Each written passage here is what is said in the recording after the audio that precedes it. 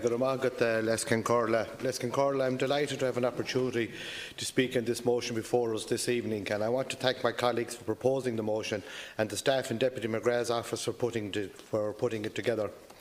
When you read the motion, the stats are frightening, Minister. The findings of the EPA report into urban wastewater treatment in 2017 stated that 28 of Ireland's 179 urban areas failed to meet European standards, and raw sewage from the equivalent of 88,000 people in 38 towns and villages flow into rivers, lakes and seas every single day.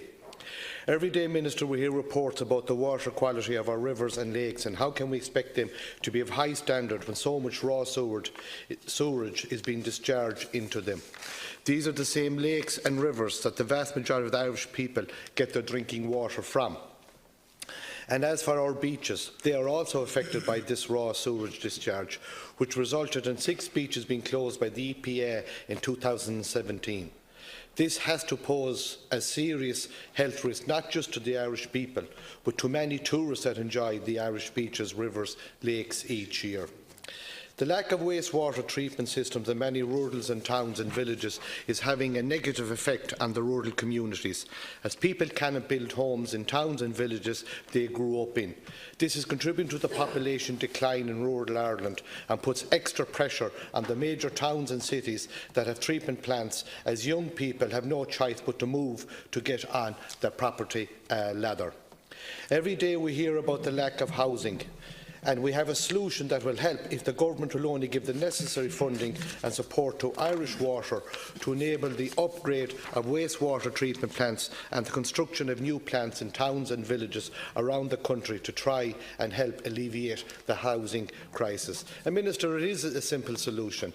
We have in Galway a lot of rural towns and villages where people might have grown up in them, but they cannot get planning permission because there's no proper sewerage system within the towns to put in housing estates, and they cannot build outside the towns and villages because they're claimed to have been urban-generated rural development, and that is causing a major problem. That's what's putting a lot of pressure on the major towns and villages that have the treatment plant in place. Minister, there's also a major problem since the transfer of water services to Irish Water, in that Irish Water no longer have the responsibility to maintain, repair or replace combined drain and water connections to domestic premises that were previously maintained, repaired and replaced by the water services in each local authority. Minister, refusal by Irish Water to maintain such combined drains causes huge difficulties within a row of houses where a blockage may occur in one private property, and the responsibility falls to that property owner to repair the drain, even though a large number of property owners could be affected by that pipe. This issue could have huge financial consequences for a particular family, and this is not to mention the health and safety issues that could arise when you have a blocked drain for a number of days while these issues are being sorted. Minister, proper funding must be put in place for Irish Water to address these issues. Minister, our motion here tonight calls on the Government to increase and escalate investment in Irish Water to upgrade deficient wastewater treatment systems, prevent pollution and avoid financial penalties. Our motion also calls on the Government to implement a capital investment programme to provide proper funding for the development of wastewater treatment systems in towns and villages for sustainable development to continue. It calls to review the social level agreement between Irish Water and local authorities to provide a statutory mandate to Irish Water to repair and restore combined drain systems that was previously under the remit of local authorities.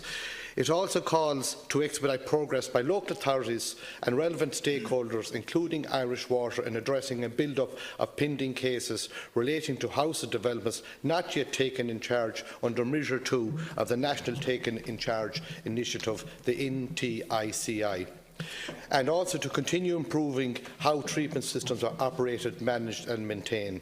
Address information shortfalls on the risk of marine life and fishing stock and the continuation and the condition of public sewers.